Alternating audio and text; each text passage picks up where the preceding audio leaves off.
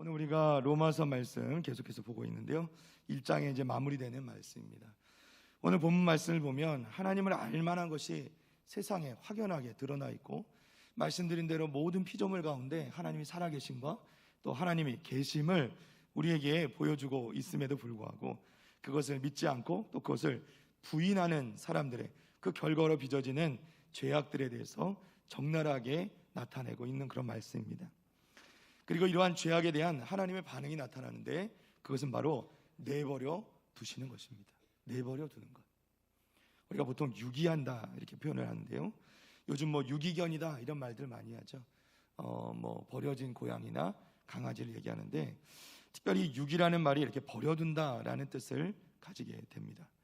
유기의 형벌, 하나님께 주시는 형벌 가운데 가장 큰 형벌 중에 하나가 바로 이 유기의 형벌임을 여러분 기억해야 될 것입니다. 우리는 하나님께 어떻게 하나님을 경멸하는 자들을 저렇게 그냥 내버려 둘 수 있습니까? 어떻게 오히려 하나님을 경멸하고 부인하고 하나님을 부인하는 자들, 그렇죠? 하나님을 무시하는 자들이 오히려 저렇게 잘 될 수 있습니까? 어떻게 아무렇지 않게 잘 살 수 있습니까? 라고 질문할 수 있다는 것입니다. 그러나 그 사람은 지금 가장 무서운 하나님의 이 유기의 형벌을 받고 있는 것이라는 겁니다. 히브리서는 이렇게 말합니다. 히브리서 12장 7절과 8절 말씀 잠깐 보겠습니다. 히브리서 12장 7절 8절입니다. 너희가 참음은 징계를 받기 위함이라. 하나님이 아들과 같이 너희를 대우하시나니 어찌 아버지가 징계하지 않는 아들이 있으리요. 징계는 다 받는 것이거늘 너희에게 없으면 사생자요 친아들이 아니니라. 아멘. 자, 징계는 다 받는 것이다. 너희에게 없으면 사생자요 친아들이 아니라 이렇게 말씀합니다. 징계가 없다는 것은 유기된다는 것인데, 가장 무서운 유기의 형벌을 당하는 것입니다. 교회 안에서도 이러한 현상이 있을 수가 있습니다. 분명히 말씀대로 살지 않는데 그 가정에 특별한 일이 일어나지 않고요, 오히려 더 잘 되는 일들도 봅니다. 어떤 분들은 이것을 또 시험 삼아서 조금씩 잘못을 저질러 보죠. 11조도 안 해보고 그래도 평탄하게 갑니다. 사업도 잘 됩니다. 부정한 관계를 맺고 있는데 아무 일도 일어나지 않습니다. 점점 대담해지고요, 죄를 저지를 수도 있습니다. 나중에 어떻게 될지 아십니까? 하나님을 마음 깊은 곳에서부터 무시하기 시작하고요, 하나님을 잊어버리게 되죠. 하나님을 믿는다 입술로는 얘기하지만 결코 그러한 믿는 삶을 살지 않게 됩니다. 그렇게 된 경우에 어떠한 일이 벌어지는가? 하나님의 그를 그냥 유기시킨다는 것입니다. 이러한 일이 있게 되는 것은, 이러한 유기됨이 벌어지는 것은 하나님께서 살아계시지 않아서가 아니라는 겁니다. 죄를 짓고 잘못 사는 게 분명한데 아무 일도 일어나지 않습니까? 혹시 모든 일이 오히려 더 잘 되는 것 같습니까?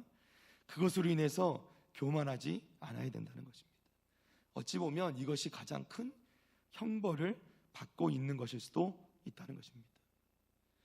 오히려 우리 가운데 아무런 일도 일어나지 아니하고 오히려 좋은 일들이 연거푸 일어나면요, 긴장하는 게 맞습니다.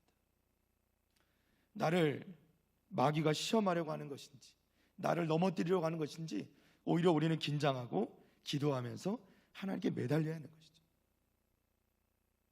하나님 앞에 이렇게 기도해야 됩니다. 하나님, 제가 많은 잘못을 저지르는데 하나님 저에게 알려주십시오. 깨닫게 해주십시오. 하나님 때로는 저를 때려서라도 가르쳐 주십시오. 이렇게 기도할 수 있어야 한다는 것입니다. 왜요? 하나님께서는 친자를, 자식은 때리셔서라도 가르치시는 분이시기 때문에 우리가 매를 맞지 않고 있다는 게 반드시 좋은 것은 아니라는 겁니다. 참 아이러니하죠. 우리 삶 가운데 평안하게 살면 얼마나 좋겠습니까? 그런데 그것이 반드시 좋은 것은 아니라는 거예요. 하나님께서 우리를 사랑하시고 또 하나님께서는 사랑하는 자녀는 반드시 연단하시고 또 그 훈련하셔서 그것을 통해서 강하게 세우시고 성장케 하신다는 것입니다. 불의로 진리를 대신하려는 자들에게 내려지는 하나님의 진노, 그것은 하나님의 유기, 곧 버려두심으로 드러납니다. 하나님께서는 그들의 마음에 정욕대로 내버려 두신다 이렇게 말씀합니다. 오늘 말씀으로 돌아갑니다. 로마서 1장 24절 25절입니다. 그러므로 하나님께서 그들을 무엇대로? 마음의 정욕대로 더러움에 내버려 두사. 그렇죠? 그들의 몸을 서로 욕되게 하셨으니 이는 그들이 하나님의 진리를 거짓 것으로 바꾸어 피조물을 조물주보다 더 경배하고 섬김이라. 주는 곧 영원히 찬송할 이시로다. 아멘. 할렐루야. 모든 죄는 어디로부터 나오냐면 하나님을 불신하는 것, 하나님을 믿지 않는 것으로부터 나온다 말씀합니다. 하나님이 살아계심을 믿고 하나님을 믿는다면 결코 이러한 죄를 저지를 수가 없는 것이죠. 하나님께서는 만물에 그의 모습을 보여주시고 사람들은 이것을 부인할 수 없다고 말씀했습니다. 그러나 어리석은 인간들은 하나님을 알면서도 모르는 채 부정하는 것이죠. 그 결과로 그들의 생각은 허망해지고 미련한 마음은 더욱더 어두워지고 그것의 소산물이 뭐예요? 우상이라는 거예요.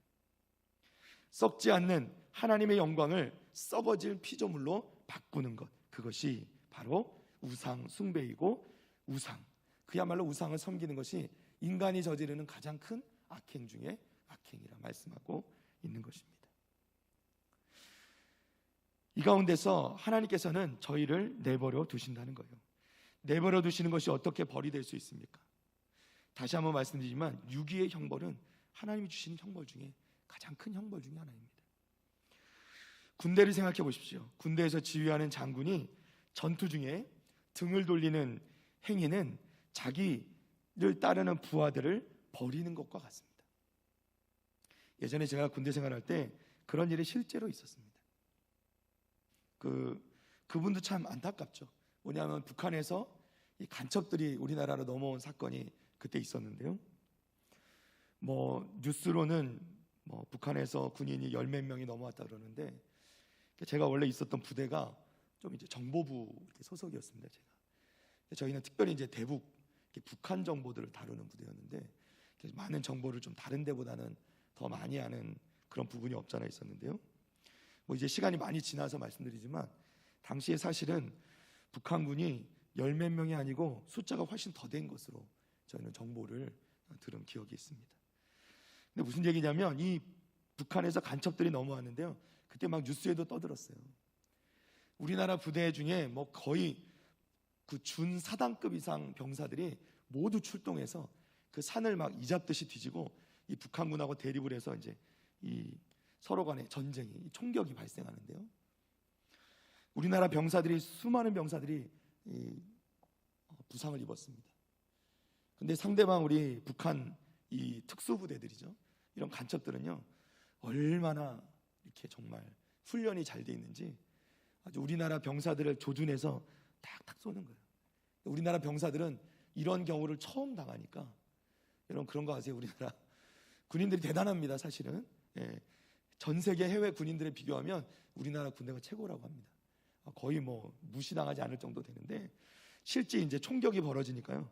북한군의 특수부대니까 거기는 이제 총격을 조준 사격을 하는데 우리나라 군인들은 그런 거 아세요? 이렇게 보지 않고 쏘는 거 이런 거 아세요?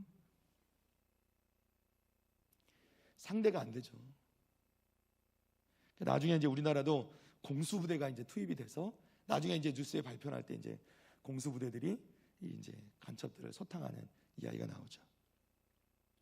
그런데 이 가운데서 이 사건이 벌어지는 가운데서 이 아주 높은 이 지휘관이 이 부대를 지휘하러 들어갔다가 사실은 이 총격을 당해서 제 기억에 이 한쪽 팔에 관통상을 입은 것으로 기억합니다. 총을 맞으니까요. 이 부대 지휘관이 앞장서서 진두지휘를 하다가 총을 맞으니까 그 즉시로 이 차를 돌렸습니다. 그래서 돌아와 버렸어요. 어떻게 됐을까요? 나중에 이 사건이 끝난 뒤에 불명예 제대를 하게 됐습니다. 불명예 제대란 장성일지라도 이등병으로 제대를 시키는 것이죠. 그 이후로 아무런 이런 혜택을 받지 못하는 그런 불명예와 불이익을 당하게 된 것입니다. 지휘관은 중요하거든요. 지휘관이 등을 돌리는 순간 남아있는 모든 부하들은 적진에 남겨진 부하들은 모두 적군의 밥이 되고 마는 것이죠. 자, 유기를 생각해 보십시오. 하나님께서 내버려 둔다는 것은 하나님께서 그들을 떠나서 내버려 두는 순간 사람들은 다 버림받아지는 거예요. 이것은 심판인 것입니다.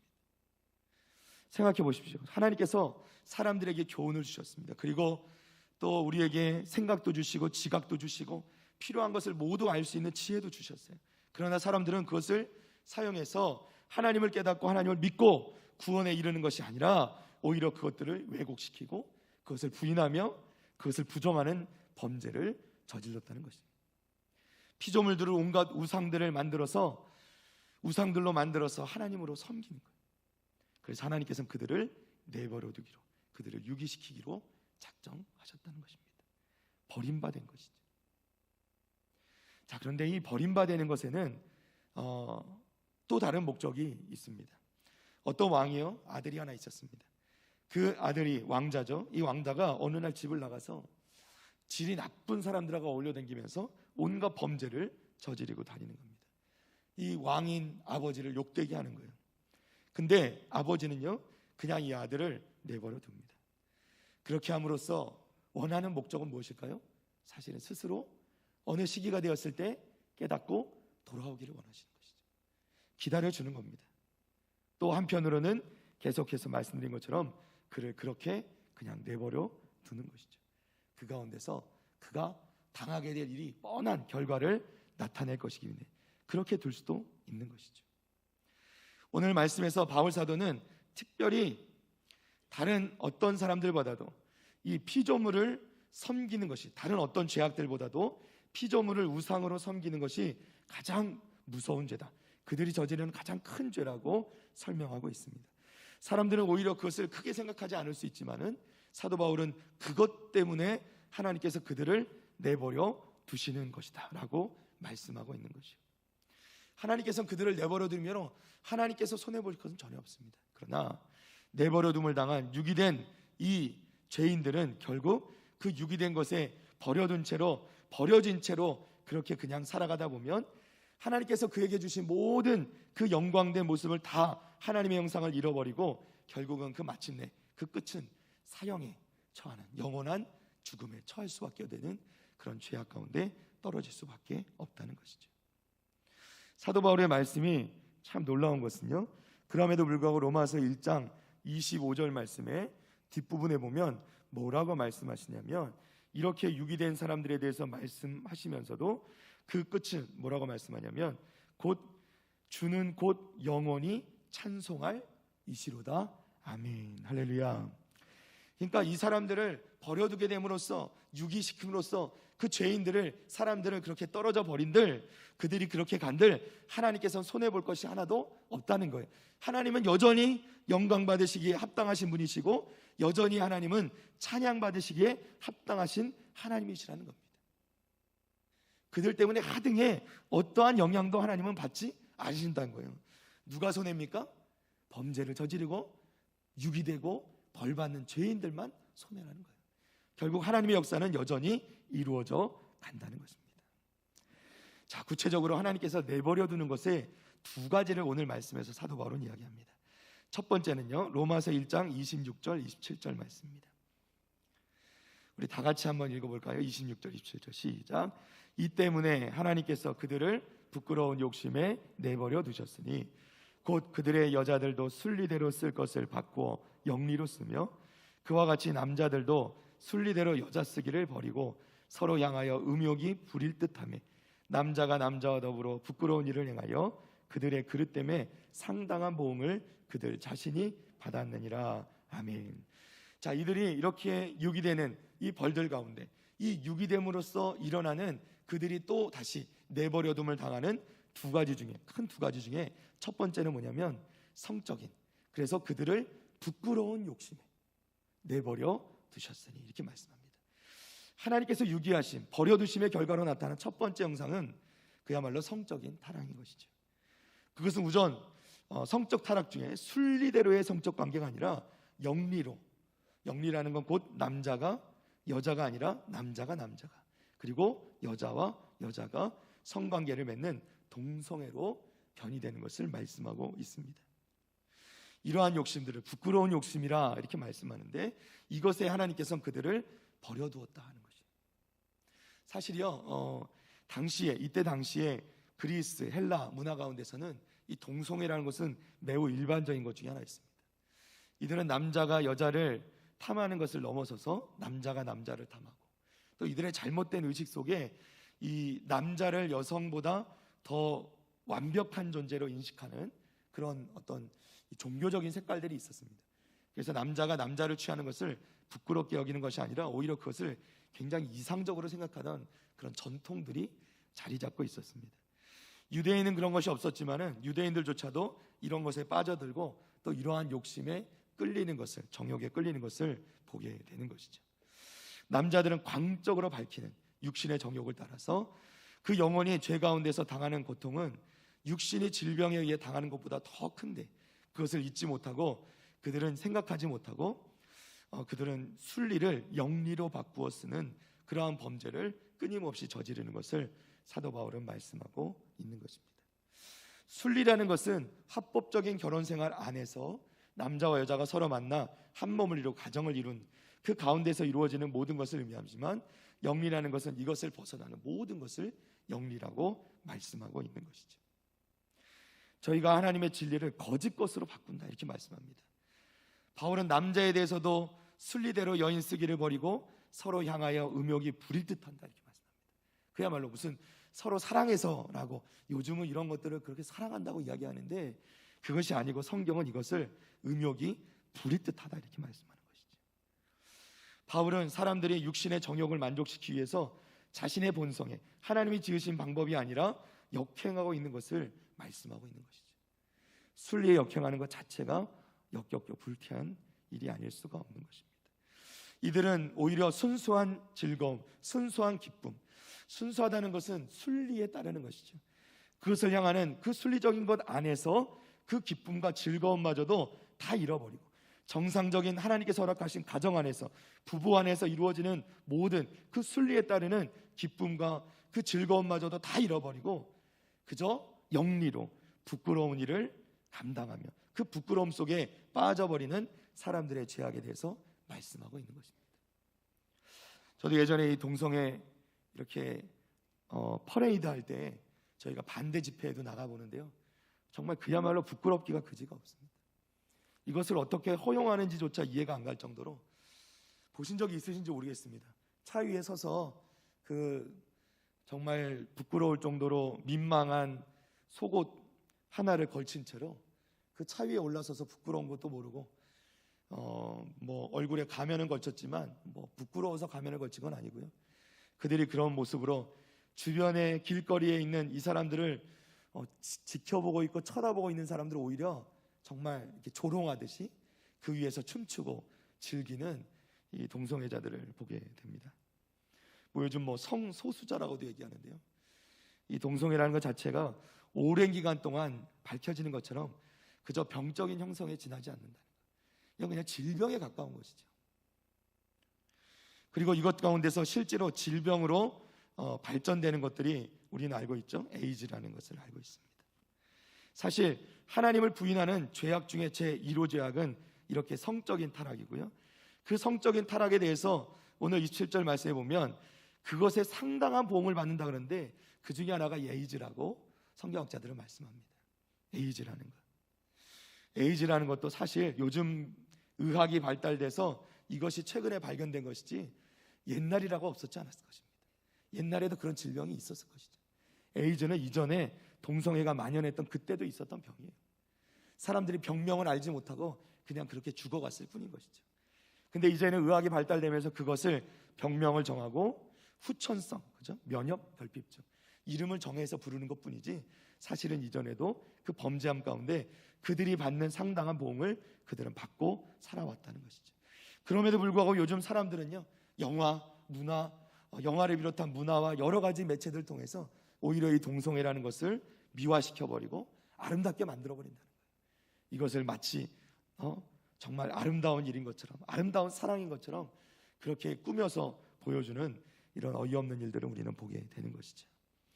그러나 성경은 분명히 이것을 죄악으로 이야기합니다. 고린도전서 6장 18절입니다. 음행을 피하라. 사람이 범하는 죄마다 몸 밖에 있거니와 음행하는 자는 어디에? 자기 몸의 죄를 범하느니라. 아멘. 자, 우리가 음행을 어떻게 해야 되는지를 분명히 설명해 주는 말씀이죠. 음행을 피해야 되는 이유, 다른 범죄는 우리 몸의 바깥에 있지만 음행은 우리 몸의 죄를 범하는 것이다. 유다서 1장 7절 말씀 다시 한번 봅니다. 유다서 1장 7절 말씀. 소돔과 고모라와 그 이웃 도시들도 그들과 같은 행동으로 음란하며 다른 육체를 따라가다가 영원한 무엇을?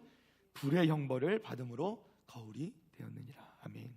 거울이 되었답니다. 거울이 뭐예요? 보여주는 것이죠. 그들의 결국이 어떻게 되는지를 보여주고 있다는 것입니다. 소돔, 아브라함의 조카 롯에 살던 것이었죠. 만연한 그 죄악 때문에 하나님께서 불과 유황으로 멸망시킵니다.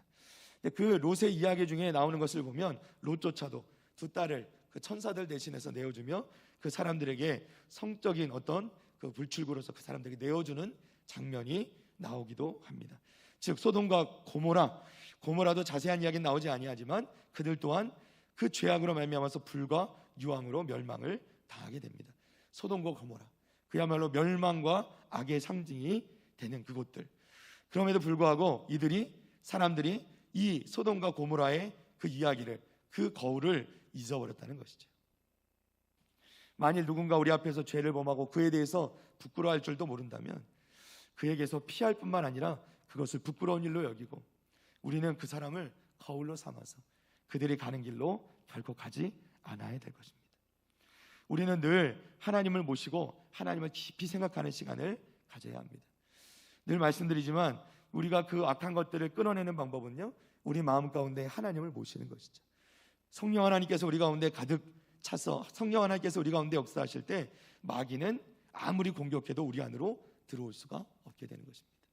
그래서 항상 우리는 좋은 곳으로 하나님의 말씀으로, 기도로 우리를 가득 채우고 우리 가운데 하나님의 영이 임하도록 항상 함께 계시도록 우리는 그분과 함께 동행하는 삶을 살 수 있도록 끊임없이 말씀과 기도와 예배로 나아가야 될 줄로 믿습니다. 그럴 때 악한 것들은 우리를 틈타지 못하고 떠나가게 되는 것이죠. 절대로 우리 심령 가운데 주인의 자리를 마귀에게 맡겨서는 안 된다는 것입니다. 음란한 것에 들여서는 안 된다는 것이죠. 자, 이제 마지막 말씀으로 넘어갑니다. 28절부터 우리 한번 읽어 나가겠습니다. 28절 함께 읽습니다.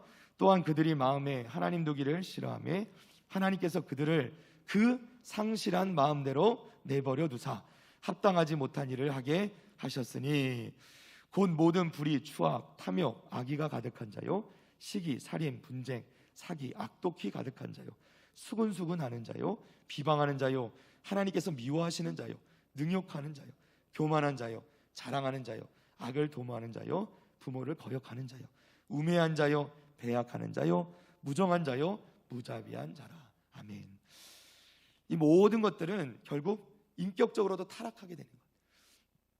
그들이 모든 불의를 저지르면서도 그것을 불의인지 모르고 그 불의 가운데 자신의 몸을 내어던지는 그들을 하나님께서는 그 상실한 마음대로 하나님 주신 선한 마음, 하나님 주신 하나님의 성품이 되는 그 모든 양심과 모든 것을 다 깨트려버리고 그것을 잃어버린 그 마음을 그냥 그대로 내버려 두셨다는 겁니다.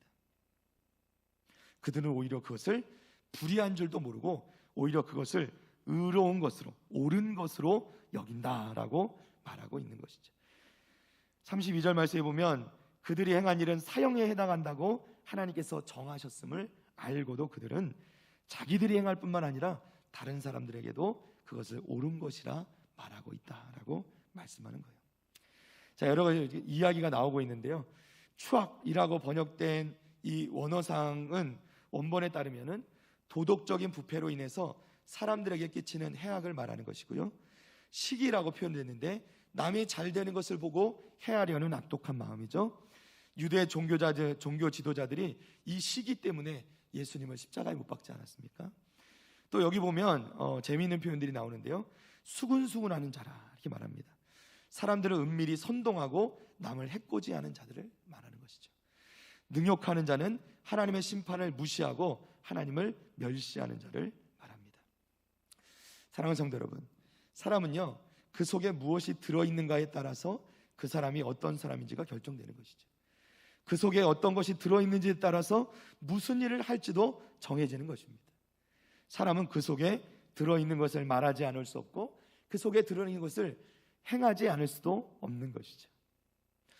예를 들어 오늘 말씀을 전하고 있는 바울 사도, 그 안에는 어떤 것이 있었을까요?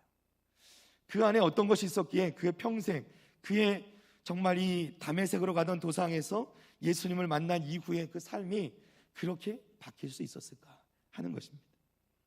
분명히 그 안에 예수 그리스도가 계셨을 것을 믿습니다. 그러지 않고서는 그가 그의 인생을 그렇게 살아갈 수가 없는 것이죠. 우리는 우리 가운데 어떠한 마음을 두고 있습니까? 우리의 하나님께서 우리에게 주신 그 마음을 상실해버린 빈 마음으로 마귀가 우리에게 주는 악의로 가득 찬 이런 시기, 질투, 온갖 살인과 시기와 다툼과 악독 등 수많은 죄악들을 우리 가운데 담고 있지는 않은지. 사랑하는 성도 여러분, 이 모든 상실한 마음들, 하나님을 잃어버린 마음들은 우리가 가까이 해서도 안 되고 이것은 버려야 될 줄로 믿습니다. 오직 하나님의 것으로 가득 채워서 하나님께서 우리에게 애초에 허락하신 그 좋은 것을 넣어야 우리 가운데 좋은 것이 나올 수 있다는 거예요.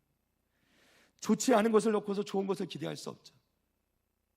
모름지기 그리스도인들은 힘써서 그러하기 때문에 선한 것을 넣어야 한다는 것입니다. 우리 가운데 선한 것을 넣어야 선한 열매를 맺을 수 있다는 것이죠. 여러분, 우리 주변을 둘러보십시오. 우리 눈을 유혹하고 우리를 미혹하는 것들이 얼마나 많이 있습니다. 좋아 보이죠. 좋아 보입니다. 즐거워 보입니다.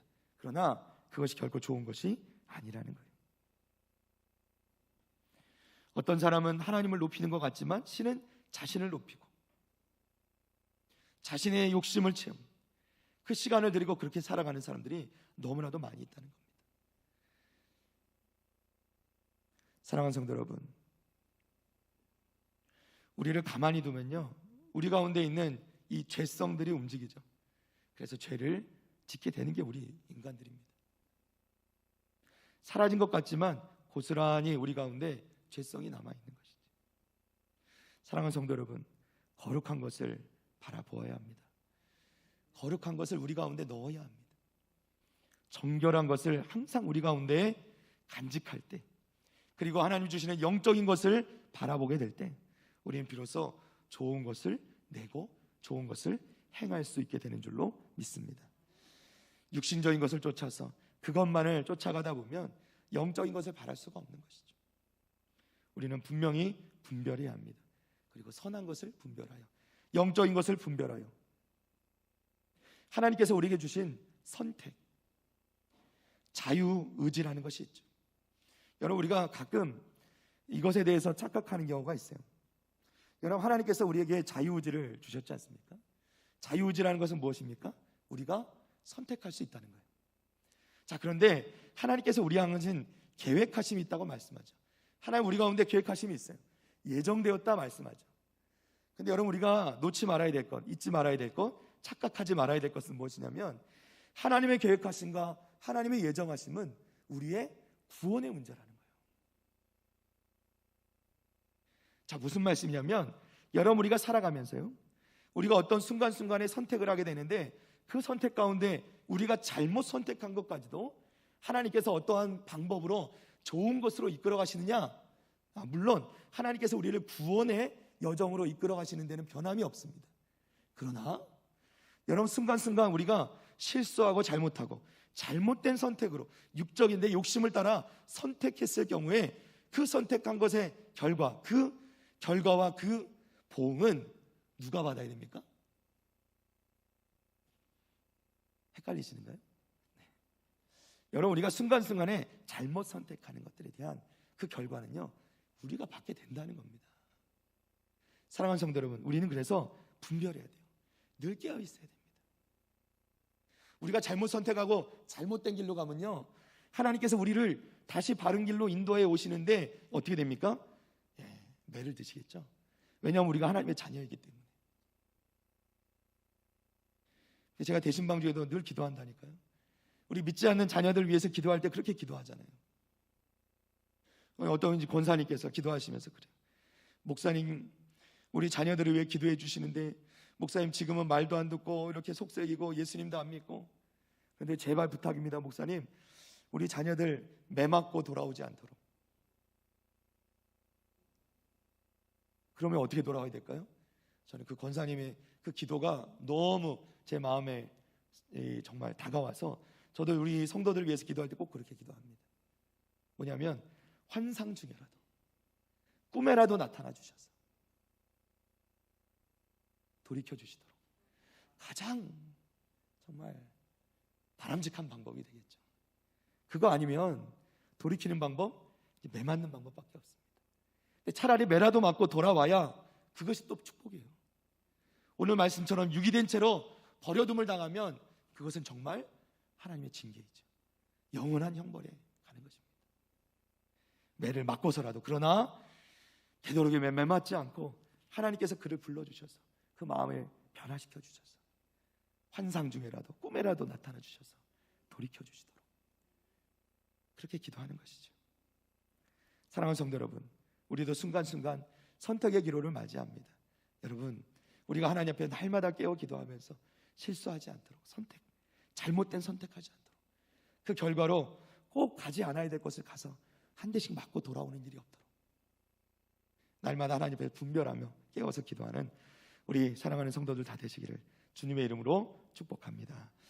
절대로 하나님께서 우리를 사랑하셔서 우리를 성령으로 우리 가운데 하나님의 자녀로 우리를 삼아주셨는데 우리가 결코 육적인 것으로 욕심대로 살아가는 일이 없도록 하나님의 은혜를 구하며 날마다 하나님 주신 은혜를 충만히 누리면서 바른 길로, 옳은 길로, 하나님 기뻐하시는 길로 나아갈 수 있는 저와 여러분 되시기를 주님의 이름으로 다시 한번 간절히 축원합니다.